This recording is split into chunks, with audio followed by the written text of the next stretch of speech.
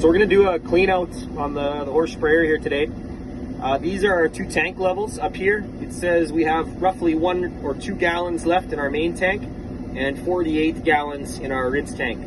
So not enough water to do a full rinse, but enough just to get it clean for the night here and maybe change between 2 if I wasn't going to a sensitive crop or something like that.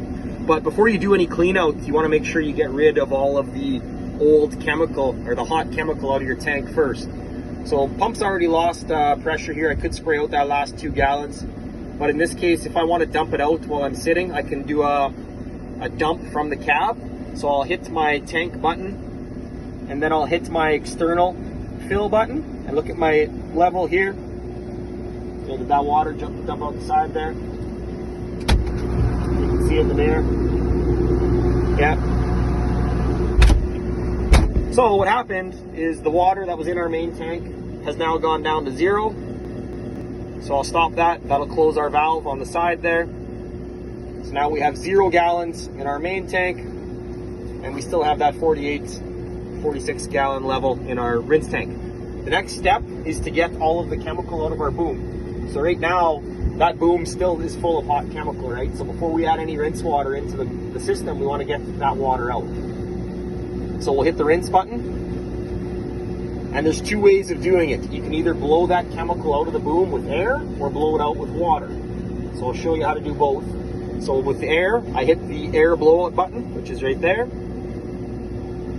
And all you do is hit the power. So what it's doing now is it's taking air out of the system from our suspension, right? And it's blowing it out a few nozzles at a time.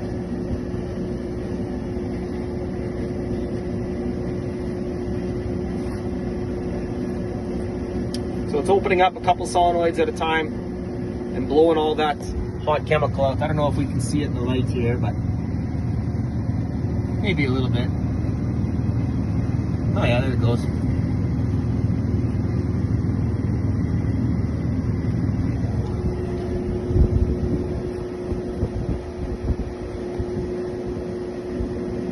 And it's doing the fence rows. Good, and it's done. So that's how you get the chemical out with air. You could also do it with water. So if I hit this button right here, what's going to happen, all I do is hit the power button right here, and it would blow backwards, right? So it would take any of the water that was in my rinse tank and take 20 gallons out roughly, push it through my booms, and return any of the product that was in my tank or in my booms back to the main tank. But in this case, you can see when we did that air blowout, it took roughly 16 gallons that was in my boom, and it returned it all back to my main product tank. Once that chemical is in my main product tank, it's a lot easier to dump out, because then I just go back to my dump button and I can dump those 16 gallons of hot chemical out. So I'll go back to this page right here, my main tank. You can see it says 16. I still haven't used any of my rinse water, right? And I'm going to hit that external button again, and now 16 gallons are going to dump out the side of the sprayer.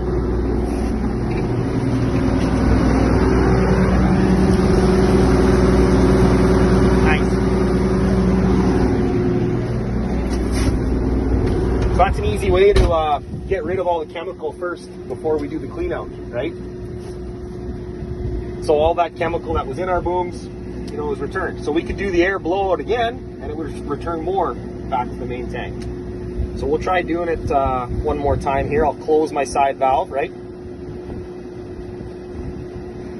And then I'll go back to my rinse page, and then I'll hit the air button again, and then hit power. And it's going to do it again now.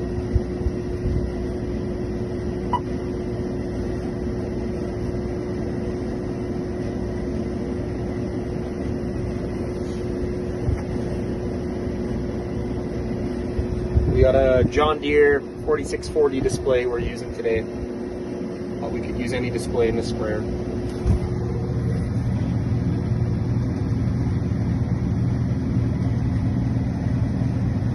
So ideally, you would do this step as you're still driving through the field, right? Because you want to blow all this chemical back out onto the crop first before you leave the field. You don't want to dump it in the yard, make your yard smell like chemical.